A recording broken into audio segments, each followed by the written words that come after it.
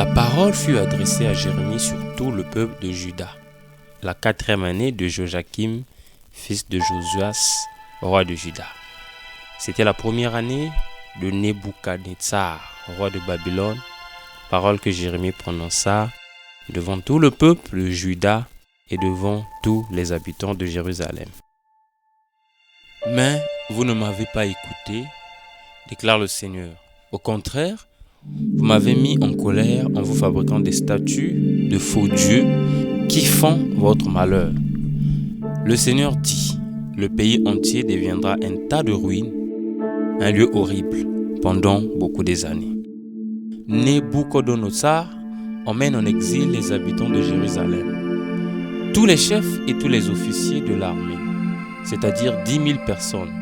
Il emmène aussi tous les artisans et tous les forgerons. Il ne laisse sur place que les gens les plus pauvres. Le roi Nabuchodonosor choisit les jeunes juifs beaux et très intelligents pour son service personnel. Daniel était l'un de ceux choisis. Le roi Nabuchodonosor appréciait beaucoup le service de Daniel. Le roi avait de l'estime pour Daniel et son Dieu au-dessus de tous les autres. Alors les commissaires et les satrapes commencèrent à essayer de trouver des motifs d'accusation contre Daniel concernant les affaires du gouvernement. Mais ils n'ont pu trouver des motifs d'accusation. Alors ces hommes ont dit, « Nous ne trouverons pas de motif d'accuser Daniel à moins que nous le trouvions contre lui concernant son Dieu. » Les chefs du royaume, les préfets, les satrapes, les ministres et les gouverneurs se sont réunis. Voici leurs conseils. Tu devrais publier une loi pour interdire pendant 30 jours d'adresser une prière à quelqu'un d'autre que toi, Dieu ou être humain. Si quelqu'un le fait pendant ce temps, il devra être jeté dans la fosse aux lions. Quand Daniel apprend que le roi a signé cette loi, il entre dans sa maison. À l'étage supérieur, il y a des fenêtres qui s'ouvrent en direction de Jérusalem. Daniel a l'habitude de se mettre à genoux pour prier son Dieu et chanter sa louange. Alors, ils vont chez le roi et lui disent, « Est-ce que tu n'as pas signé une loi qui interdit pendant 30 jours de prier quelqu'un d'autre que toi, Dieu ou être humain? Si quelqu'un le fait, est-ce qu'on ne doit pas le jeter dans la fosse aux lions ?» Le roi leur répond, « Oui, c'est ce que j'ai décidé.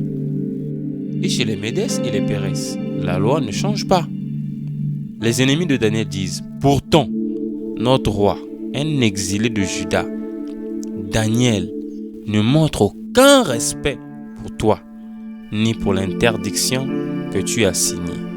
Il prie son Dieu chaque jour par jour. » Mais les ennemis de Daniel reviennent très vite chez le roi et lui disent, « Notre roi, tu le sais, selon la loi des Médès et des Perses, personne ne peut changer une interdiction ou une loi que le roi a signée. » Alors le roi donne cet ordre, « Emmenez Daniel et jetez-le dans la fosse aux lions. » Le roi dit à Daniel, « Seul ton Dieu que tu sers fidèlement pourra te sauver. » Très tôt le matin, le roi se lève et se dépêche d'aller à la fosse aux lions. Et approchant de la fosse, il appelle Daniel d'une voix triste. « Daniel, serviteur du Dieu vivant, toi qui le sers si fidèlement, est-ce que ton Dieu a pu te délivrer des lions ?» Daniel répond, « Longue vie à toi mon roi. Oui, mon Dieu a envoyé son ange qui a fermé la gueule des lions.